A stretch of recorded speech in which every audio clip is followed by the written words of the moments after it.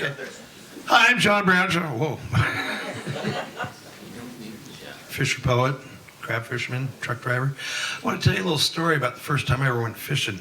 It was the summer of 1973. I was in Cordova, Alaska. I was pumping gas at Service Transfer. My dad pulled up in his flatbed and he said Bobby Sherlock went up to do his laundry and he hopped on a plane and flew back to Westport. And I did a quick fill-in, son. I know you're only 15 years old, but I wasn't going to take you fishing until you were 16, but I want you to go fishing with me just for a fill-in trip till I get a guy from Westport to come back up and take your place. So we ran down to the boat, the John David. It was a 58-foot boat built in 1970 by Dorwin Foss in South Bend. It was a beautiful boat. We were all baited up. We had fuel, bait, and groceries. And my brother was deckhand, Tommy. He was 19 years old. Somehow he had snuck his girlfriend on board, Denise. They've been married for 45 years, so they're still together.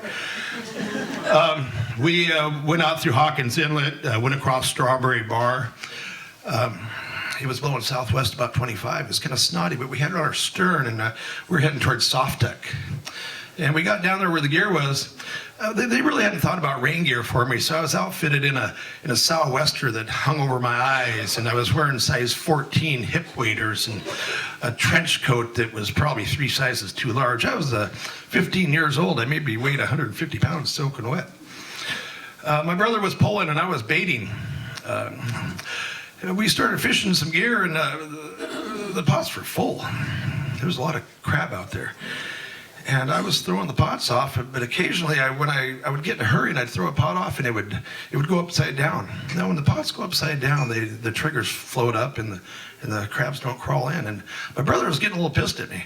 He was saying, Johnny, you gotta throw those pots the right way. And I didn't want to disappoint him. I was trying my hardest. So we were fishing along, and I was throwing a pot over, and it started going upside down. And God damn it, I wasn't going to let that pot go upside down. So I tried to grab it and ride it. Well, when I did that, that pot took me over the rail. I fell in the ocean. I fell into the milky waters of the Copper River Flats. And it was blowing 25 and probably about a 5-foot wind chop. I was 15 years old, and I went into a deep dream, it seemed like. As I flailed around in the water, my biggest concern was my glasses. Because I didn't have I lost my glasses, and I knew my mom was going to be mad. My glasses were in my bunk. I wasn't even wearing them. Somehow I pulled over that sou'wester over my face, and it was around my neck. And thank God those hip boots were size 14 because I kicked them off as they were filling full of water when I was sinking. The boat was cruising off, and I was like, hey guys, don't leave me here, please. My brother, Tommy Bradshaw, he owns the Northern Mirror now, and he fishes up in Cordova. A lot of you Cordova folks out there know Tommy. Anyway, he jumped on the stern rail, and he rain gear and gloves and all, and he goes, don't worry, Johnny, I'll save you. And he jumped in the water and he swam over to me. Now my father's got 2 of his sons in the boat. They're in the water. And my brother's girlfriend is screaming, Tommy, Tommy, Tommy. I didn't hear no Johnny, Johnny, Johnny. It's all right, Denise, I forgive you. Anyways, we swam over the buoy of the pot that I just tossed over, and we held onto that. And, like I said, my father had his 2 sons in the water. He spun the boat around, and it idled up to us real slow. And I like I said, I was in a dream state. Everything was in slow motion. It's hard to explain when you're drowning. It's very peaceful, but scary. Anyways, the boat pulled alongside of us, and we got up on the bow stem, and I remember the boat going up and down in the swells, and I was hanging on, and we kind of just worked our way around to the crab block there, and Denise was going, Tommy, Tommy, Tommy. There was no Johnny, Johnny, Johnny. My dad, he's up on the bridge, and he comes down, and everybody's all scrambling on the deck. Well, my brother was 19 years old, and he was just rock hard, solid. The boat took a roll, and he grabbed the rail, and he just pulled himself aboard, and he was on board. And I'm sitting there, holding on to the ironbark there, and I wasn't getting aboard. I was trying to get aboard, but I couldn't. And Tommy was trying to grab me, and he was exhausted too. And my dad was there, and everybody was in a panic. So Tommy grabbed the buoy stick, and he held it over the side of the rail, and he said, Johnny, grab a hold of the buoy stick. And I grabbed that sucker as hard as I could, and he just hauled me aboard like a tuna. And I flopped on the deck, and I was spitting salt water, and oh gosh, I was so damn scared. My brother saved my life that day, and I fished for 43 more years. That was my first day fishing.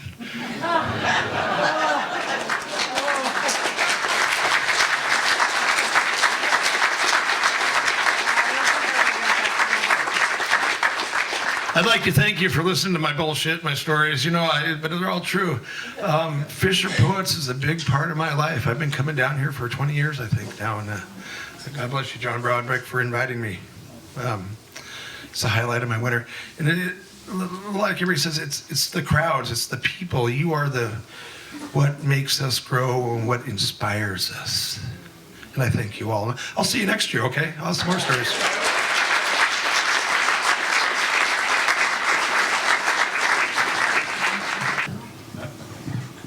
It's easy, right?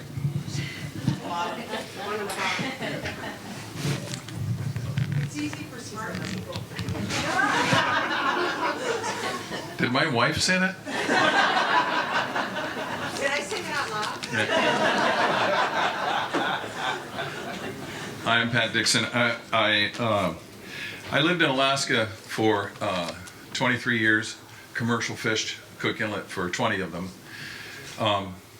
And throughout the entire time, it was always a dream of our family to have everybody fish with us. And it didn't work out that way. But what did work out is that my wife and I, who celebrated our 40th anniversary this last year, she's still with me after 20 years of fishing. This is my 21st Fisher Poets gathering, and it should have been there. What?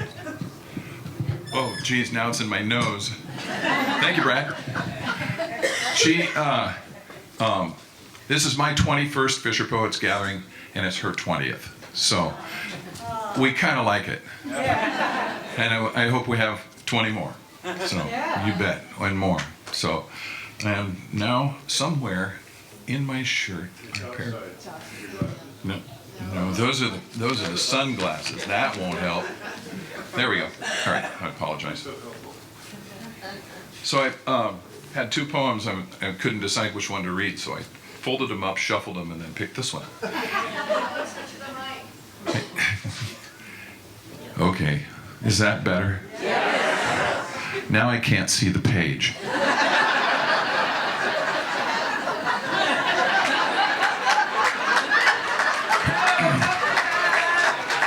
Will this work? I think it's probably better on you. I'm sorry. This is my most recent fishing poem, except for the one my son challenged me for, some of you know about. View, and I need to thank Sierra Golden for the prompt she gave me inadvertently that inspired this. View from the stern.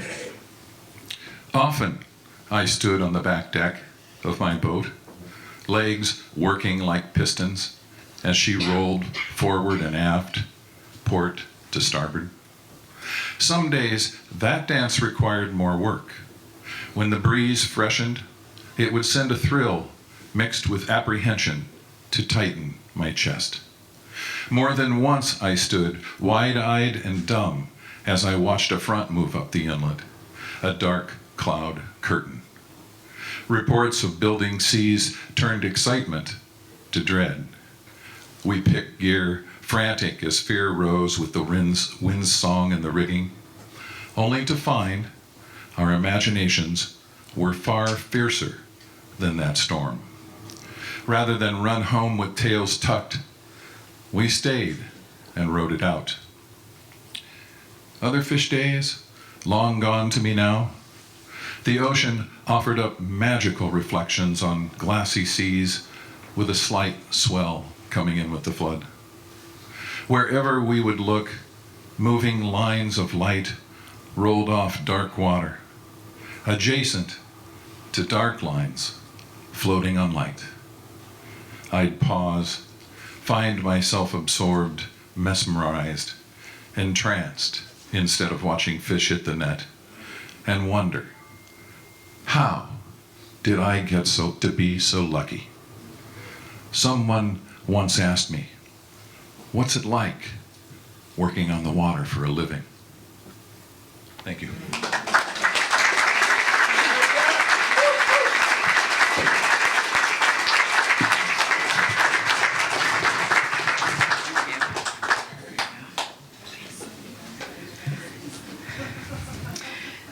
So last year was my very first Fisher Poets gathering, so this is my second. And within that year, I've learned a lot. And I wanted to start by thanking all of the veteran poets in the room, because you may not know it, but us newer poets really look up to you, and we learn from you, and you make us stronger poets. And I want to especially express my gratitude to Measy and Steve, because in the last year I have been able to perform with them many times, and you guys have been exceptional mentors, so thank you so much.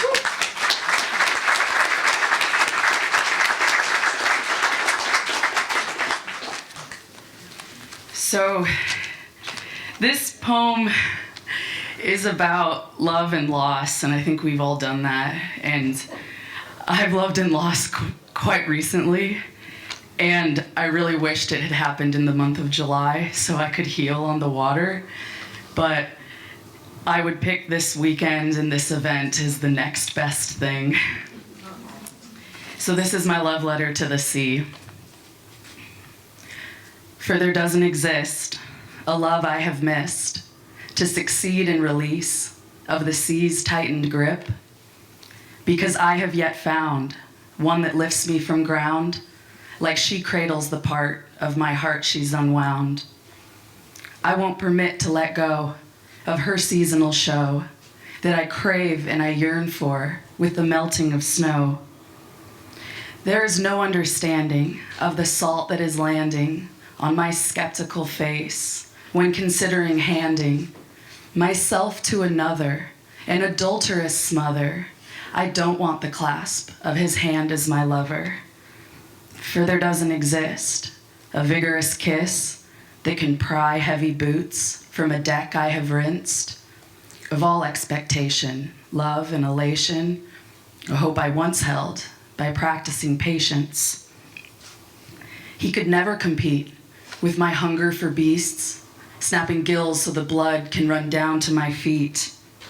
With a net I can set, knots I always forget, monofilament fibers that fall between steps. His fathoms they will, not no body to fill, a woman, an ocean, my insides to spill, out into her depths, rippled, circled, and swept, under sapphire surface, anchored, I accept. I've realized this life of a mistress or wife to collective salt waters will forever suffice.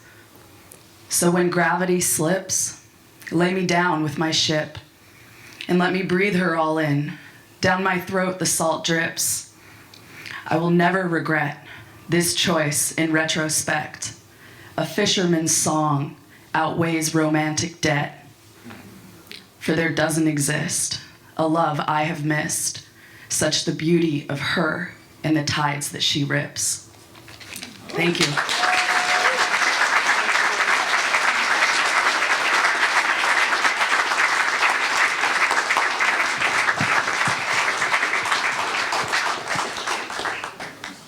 Dan O'Quinn, Seattle, Washington. I wasn't sure if I was going to get up this morning and do anything, but I don't want Ron McDaniel going home to Arkansas thinking he's like the two-headed cow at the 4-H fair when he comes to Fisher Poets gathering. So I'm going to do a cowboy poem for you. These are not my words, written by a cowboy poet named Baxter Black. But it fits real well here because it was written about a gal from Astoria who went out Ron's way. She was visiting Arkansas and was real surprised to see a familiar and pleasant item on the menu. The sign upon the cafe wall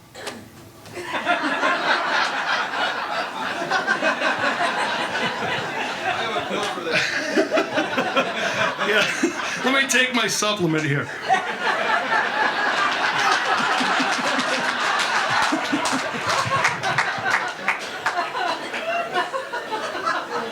The sign upon the cafe wall said oysters, 50 cents. How quaint, the blue-eyed sweetheart said with some bewilderance. I didn't know they served such fare out here upon the plain. Oh, sure, her cowboy date replied. We're really quite urbane. I suppose they must be Willapa or Blue Point, don't you think? No, ma'am, they're mostly Hereford Cross, and usually they're pink. But I have been that cold myself, and what you say could be true. That if a man looked close enough, their points sure could be blue. I like to gather them myself, she said, out on the bay alone. I pluck them from the murky depths and smash them with a stone. The cowboy winced, imagining a calf with her beneath. But he bragged, yeah, me, I use my pocket knife and yank them with my teeth. Oh my, she said, you animal, how crude and unrefined. Your masculine assertiveness sends a shiver down my spine. But I prefer a butcher knife, too dull to really cut. I wedge it in on either side and crack it like a nut. I pry them out, and if they resist, sometimes I'll use the pliers, or even Grandpa's pruning shears if that's what it requires. Whew, the hair stood on the cowboy's neck, his stomach did a whirl. He'd never heard such grisly talk, especially from a girl. I like 'em fresh, the sweetheart said, and laid her menu down, then ordered oysters for them both when the waiter came around. The cowboy smiled gamely, though her words stuck in his craw. But he finally fainted dead away when she said, I'll have mine raw.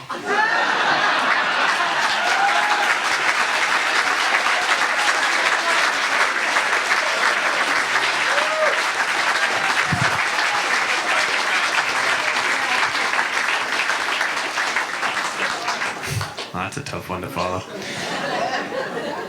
I'm gonna do an older piece. I was inspired by a piece that it's a piece about the graying of the fleet after hearing the piece that Georgie did on Thursday. And if you guys haven't had a chance to see her yet, I think she's one of the new rising stars of this gathering. So make sure to put her on your list for next year. And I also feel like it's kind of a metaphor for this weekend that always sneaks up on us and always leaves too quickly. It's called Tides of Change. It happens in an instant, like a lightning strike. A flash of light, and your world is turned on its head. I didn't know that see you around was actually goodbye. And now I'm face to face with my own mortality, picking up the pieces of a shattered illusion from the shadow of a man who stood like a totem for everything I longed to find in myself, and who fell like a sneaker wave, breaking across the deck, knocking me off my feet before I even knew I was standing up. I can still hear his gruff voice barking into the forecastle at 2 o'clock in the morning. I don't see any boots on the deck. There's plenty of time to sleep when you're dead, boys. I hope he's sleeping well. At least the sea didn't get him. Someone said at his memorial. But we were all left fighting for air and reaching for words in his wake.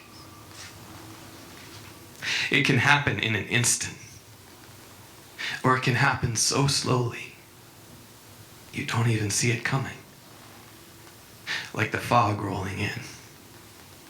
I looked up just in time to see the sterns of a generation disappearing into the mist, carrying with them a wealth of knowledge and a depth of history as rich and as vast as the ocean on which I ride.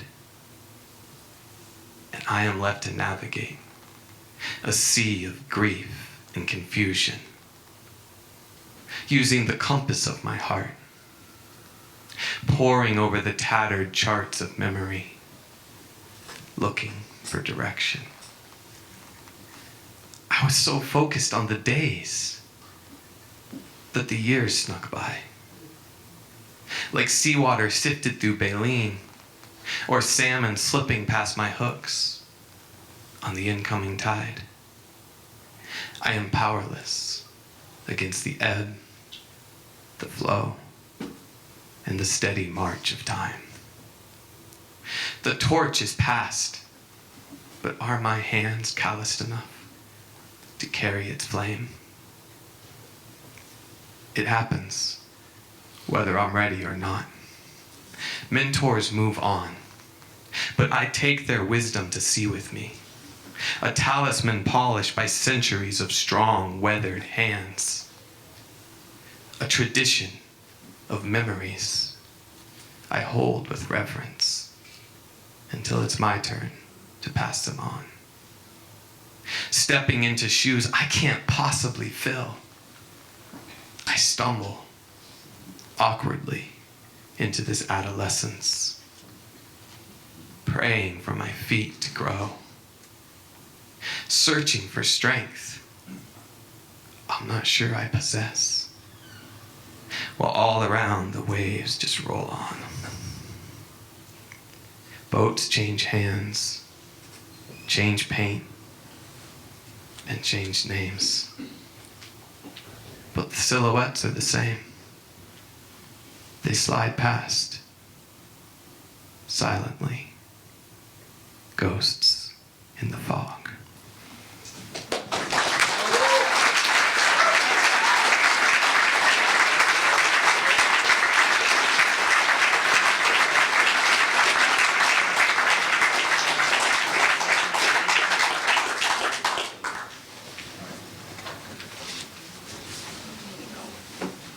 Well, we did pretty good. There's no Fisher Poet fishing game gonna pinch us here. Thanks everybody for joining us. I got a short thing I'd read. I wrote it as an invitation to this year's Fisher Poets Gathering to people who might not know about it, and of course you all know about it, so it's only slightly appropriate, but you could consider it an invitation to next year's. But I'm probably not telling you anything you don't already know. It was the National Fisherman on their online version there. I don't know who's gonna read it. So say you've just finished stripping the season's ragged gill net and have stacked the cork line and lead line in tidy figure eights above the high tide line. The coffee in your cup has grown cold. You wander down the beach to the burn barrel where a half dozen set netters shuffle their boots in the gravel, shifting a bit, trying each to keep out of the sooty smoke. You recognize a few, hands on boats you've waved to each time you pass this summer. They make room for you. Somebody's telling a story how they drove hard aground in the dark on a sandbar and spent 6 hours missing fish and waiting for the tide. It's funny now. Somebody else hands you a can of beer. You've got other things to do, but one of them isn't catching fish here at the end of the season, so you linger with the scruffy collection of fishermen. An Amishman errant from Olson's crew. A young woman you recognize from Emmy's. Old Tom from the inlet, and 2 Hispanic guys, farm workers' sons from the valley. 2 black guys, one an Iraq war vet you'll learn, who share a cigarette. And you, maybe white and master's degreed, wonder at the bonds that knit this American menagerie together around this burn barrel at stubborn dusk, this drizzly Alaskan evening. It's a divisive season in our country, but not here. Nor in Astoria, Oregon each February, where scores of folks like these gather to celebrate what we have in common, our work in the commercial fishing industry. When it started 21 years ago, the Fisher Poets Gathering hosted 40 or so men and women, mostly from the Pacific Northwest, many of them found from poetry published in the Alaska Fisherman's Journal. Over the years, musicians, storytellers, and poets from other commercial fishing cultures have joined us, to everyone's delight, building creative bridges between our coastal cultures. Point Judith, New Bedford, Tarpon Springs, and the Cranberry Islands dropped in. San Francisco and Chesapeake, Morrow and Tomales Bays showed up. Folks who'd never seen a grouper or set foot on a lobster boat, who had only a vague idea of a blue crab, nodded, winced, and laughed at stories sung, recited, and told from coasts far away from theirs. To everybody's surprise, the public seemed interested. And in February, at a dozen venues along Astoria's waterfront, and a couple thousand fans of commercial fishing culture will hear 100 or so of its creative voices celebrate together the work we love, mostly. If you've got a story to tell, pull up to the burn barrel. We'll make room for you.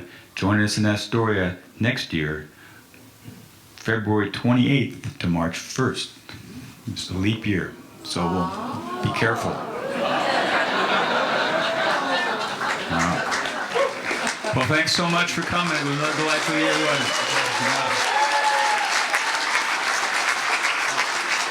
Jay might have a few announcements. Thank you. Yeah, it was just delightful. Thanks so much. My compadre here, Jay, has an announcement or two before you break up. We made